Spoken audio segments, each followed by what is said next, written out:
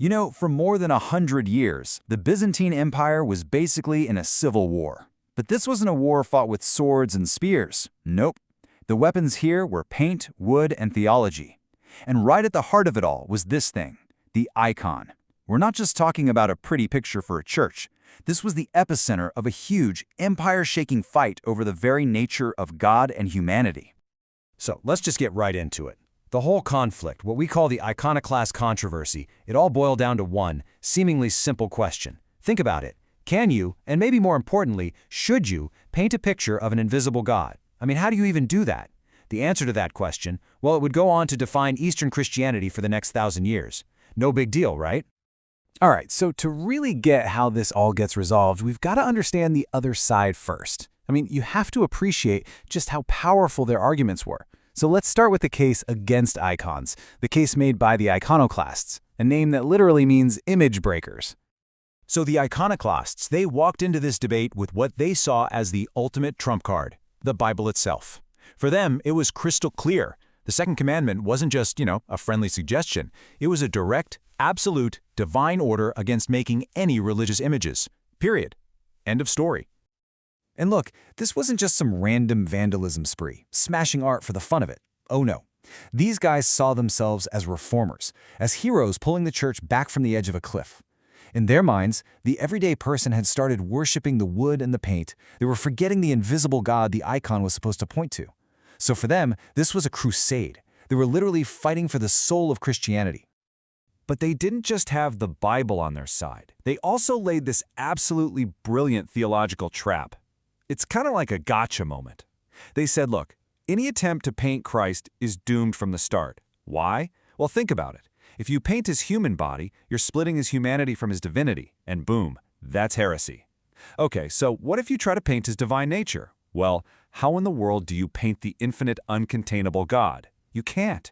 They argued any attempt to do that was just blasphemy. It's a classic catch-22. Either way, you're wrong. I mean, that's a powerful case, right?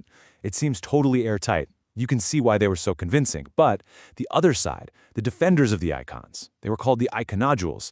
They had an answer. And it was an answer so profound, it would completely turn the tide of this entire fight.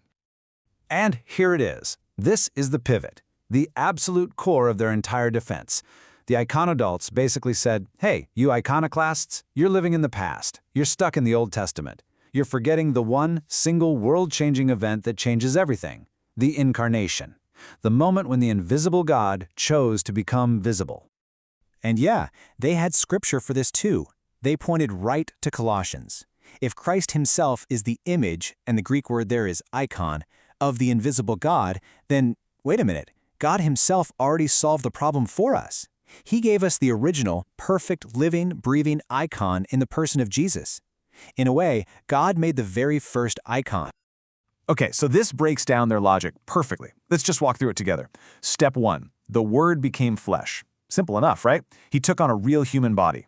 That means step 2, the invisible became visible. You could actually see him.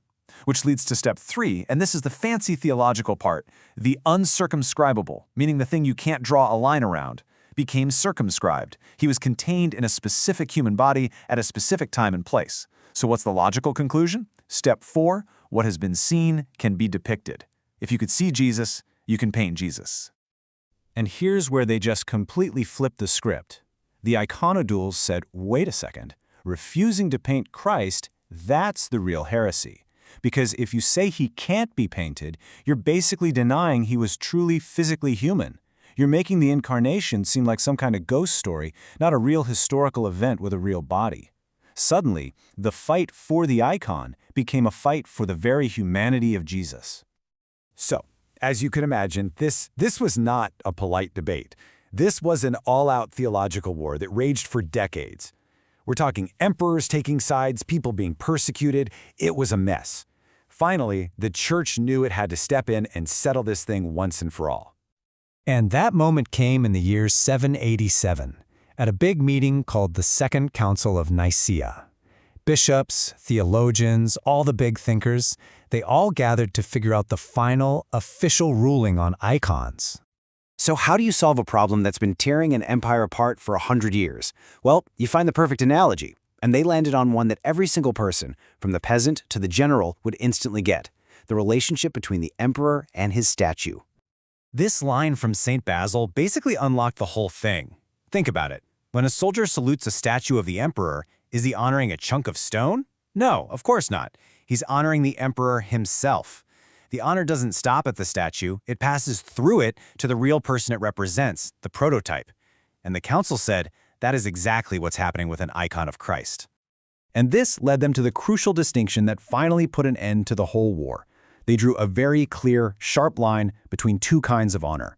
There's latreia, that's true worship, the kind of adoration you give only to God. And then there's proskynesis, that's veneration. It's about respect and honor. Here's a good way to think about it. You don't worship your wedding ring, right? But you cherish it, you honor it because of the person and the love it represents. That's the idea. You don't worship the icon. You venerate the holy person it points to. Okay, so why are we talking about this? Why does any of this ancient history matter today? Because this was never just about some dusty old paintings. The fact that the iconophiles won this debate had a huge, lasting impact on Christianity that we can still feel right now.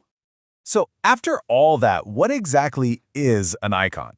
Well, it's way more than just a painting. First off, it's like a visual confession of faith, a bold statement that God really did become human. It's often called theology in color for that very reason.